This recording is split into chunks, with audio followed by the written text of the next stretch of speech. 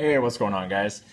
So our next little review is going to be on the Reaction Strike Poppin Revolution Frog. You guys remember last summer I did the standard Revolution Frog. Had some nice success with these frogs. These are both really nice frogs too. I mean, and they're not terribly expensive, $5.29. But their, I guess, brother or sister, if you will, is the Poppin one, and that was one that I really wanted to try out this year because I had some pretty nice success with that other one last year. So it looks like they have one size. It has a length of 2 inches, has a weight of 3/8 of an ounce, and it's a top water floating style frog. Go ahead and show you guys my measurement. Now we have the body of the frog. Looks like it has a length of, like they say, about 2 inches, and then the legs are about 2 3/4 inches.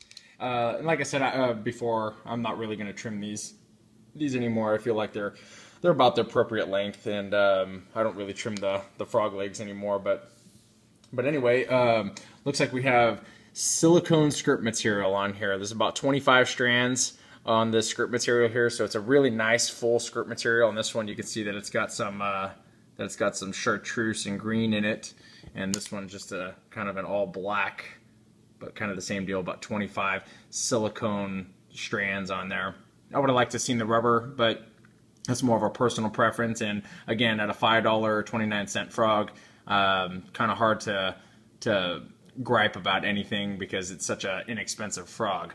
Now, pulling this frog out of the package, I actually really like the profile of this frog. This is such a really good usable profile, and without ever using it, I could tell right off the bat that I was going to like it because it just looks like it's going to be a very nice usable frog. Now, it's got pretty decent hooks on it. It's a small frog with about 3/8 of an ounce. It's not the best casting frog in the world. I mean, you can see how much smaller it is than the Copper's Live Target 65T frog there. There it is from the side. I mean, it's considerably smaller, but this frog still casts pretty well. I mean, it's not 45T size, so I mean, you're still going to get that pretty good casting distance out of this. But I mean, you're going to have to pay more close attention to whether or not it's gonna backlash on you because these frogs are fairly light. But still, I mean, this is a nice frog, and with the kind of success that I experienced last year with this with the standard Revolution frog, I don't know if I showed you guys this already. I was fairly excited to try out this frog, especially after pulling it out of the package and seeing the type of profile that it offered. Now, here's the deal with this frog, you guys. This frog sinks probably worse than any frog that I've ever tried. You could probably cast it out there and maybe get about 3, maybe 4 pops before it's completely underwater. Unacceptable. You can't use the frog when you're only able to pop it just a couple times or even move it in the water before it's completely underwater and bogged down under the surface. I mean, that's not the way that these frogs are intended to use or to be used. And that's really something I feel should have been caught before the frog is released to the public and available for purchase, because it seems to be something that is shared amongst some of the other customer reviews that I've read on Tackle Warehouse as that other people have experienced this sinking issue. Now, what I did here, sinking is a big deal, and I'm not going to give this frog very high marks because of the fact that, number one, I wasn't able to fish it effectively because of the fact that every time I threw it out there, it was sinking underwater. But I really do like the profile of this frog a lot, and some of these sinking issues can be solved fairly easy with a tube of silicone. A tube of silicone is just a few dollars, and you'll be able to do every frog until the end of time that has some sort of sinking issue if you just take a small dab, just literally open up the tube. It has a little cap on it that comes to a point that you chop off the very tip of it, and you just take it and you just dab it right on the end, set it on the workbench and walk away, and then go back in a day and it'll be dried up and ready to rock and roll. Now, this is the way that the frogs normally sound when you crush them down. And for whatever reason, these frogs don't have that sinking issue. So, I mean, what do you make of that? I don't know. But The standard frogs for me didn't have that same sinking issue as the popping ones, but you'll listen to this. You can hear a little bit of noise coming out of there, and then you listen to this one that has a silicone on it.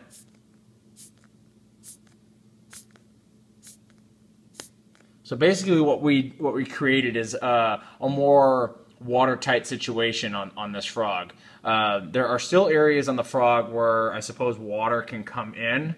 Now, I've only tested it in the sink. I haven't had it out on the water since because I've got way too many frogs to review to spend too much time on one frog.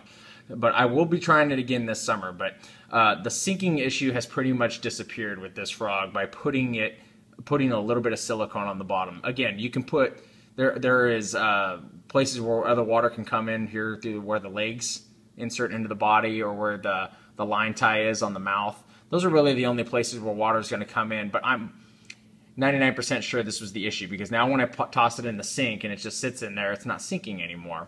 So I really like to give this frog another shot. I know some of you guys expect to buy frogs and have them work. That's my deal too. I mean, I expect to buy frogs right off the shelf and expect them to work.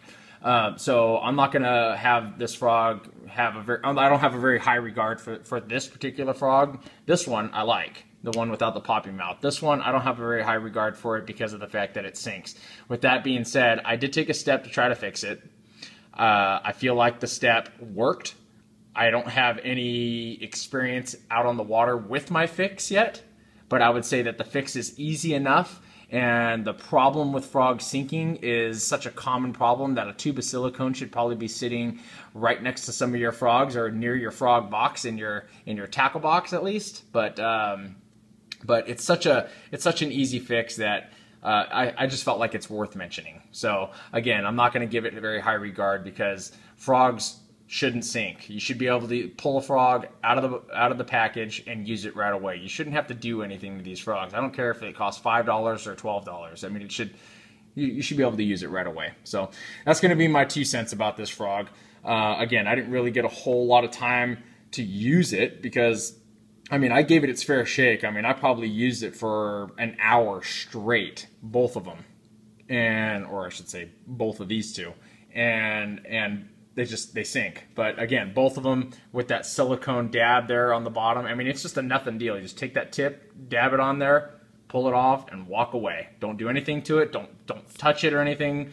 Just leave it there for a day, and you can hear that the air is still escaping from there, but it's definitely more sealed off than it was before. And like I said, when I throw it in the sink in my home, it seems to want to stay above the surface of the water now. So that's my 2 cents about this frog. So I'm going to go over the colors with you guys. The first color is called Midnight. It's just an all black frog, which is something that if you were going to buy any of these frogs, this would be the frog because I mean, it's all black. Offers a great silhouette, a great picture for the frog or for the bass when they're looking up at the frog underneath the water.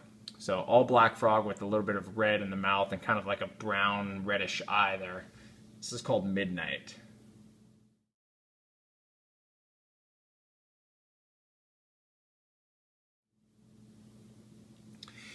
And this next color is called, I want to say it's moss yellow.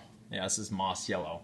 Moss yellow has a green back, yellow side, kind of yellowish throat with a off-white belly, and neon green and yellow skirt material there.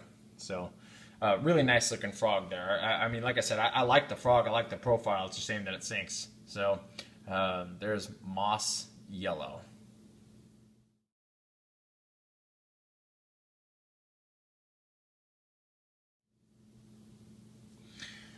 All right, guys, so there's my review. If you guys have any questions about this frog, just leave them below and I'll try to get back to you as soon as I can. If I have success on the water with it and I catch anything that's worth showing on video, I'll make sure I post it in a bass fishing video for you guys, and you guys will hear of my successes that way, or I'll post it on Facebook. So if you guys like the review, not the frog, but if you like the review, please hit the like button down there in the lower left corner. I really appreciate that. And just stay tuned for the next review. I'll talk to you guys soon.